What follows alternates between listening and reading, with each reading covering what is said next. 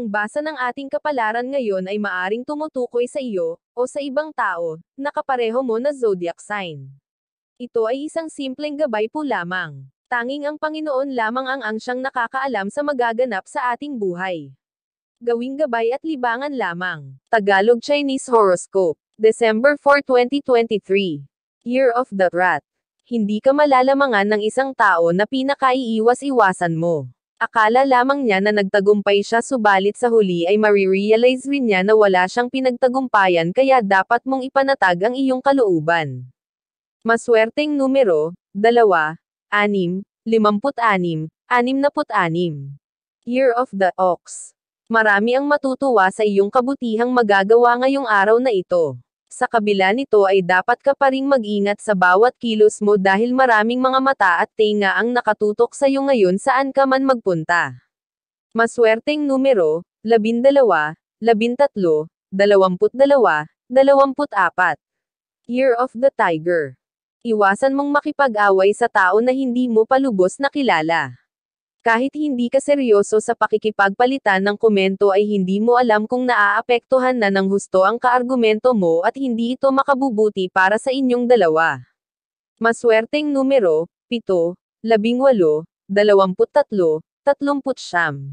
Year of the Rabbit. Sa kabila ng iyong pag-aalala ay magiging maayos naman ang pakiramdam mo.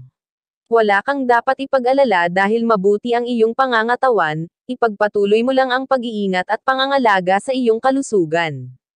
Maswerteng numero, 9, 10, 26, 50. Year of the Dragon. Magiging mailap ngayon ang swerte pagdating sa iyong hanap buhay. Sa halip na damdamin ito ay ipagpatuloy ang pagtitiyaga at pagsisikap. Walang ibang makakatulong sa sarili mo kundi ang sarili mo rin. Maswerteng numero, 4, 25, 33, 47. Year of the Snake. May mga bagay na hindi na dapat pang palakihin.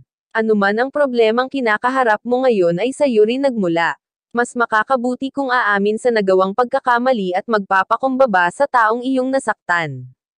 Maswerteng numero, 17, 38, 43, 68.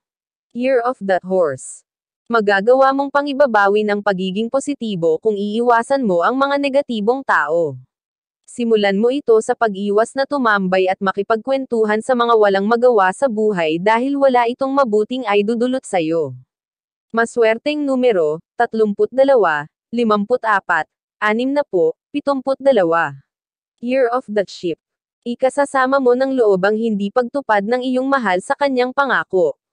Dahil dito ay maiisip mo na umalis muna at magpalipas ng sama ng loob sa ibang lugar.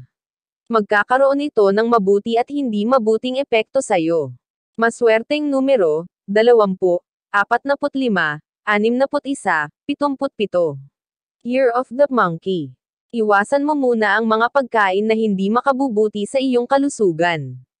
Ilalagay lamang nito sa kapahamakan ang iyong pangangatawan. Dapat kang maging maingat sa pagpili ng mga kakainin dahil malapit ka ngayon sa karamdaman. Maswerteng numero, 9, 18, 21, 44. Year of the Rooster. Malaki ang magaganap na pagbabago sa inyong relasyon dahil sa pakikialam ng ibang tao at wala kang magagawa kundi ipagtanggol ang iyong sarili. Gayunpaman, hindi naman dito magtatapos ang lahat kaya't manalig ka lang.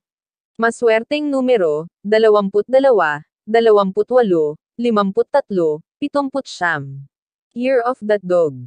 Mawawalan ka ng pagpipilian kundi sumunod sa mga nakatataas sa trabaho.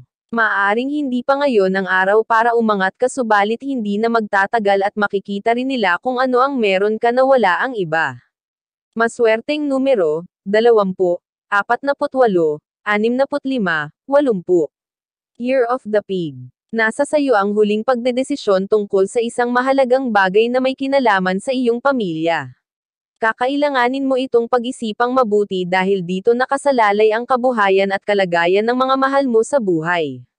Maswerteng numero, 55, 59, 71, 85. Iyan ang Tagalog Chinese Horoscope. December 4, 2023. Maraming salamat.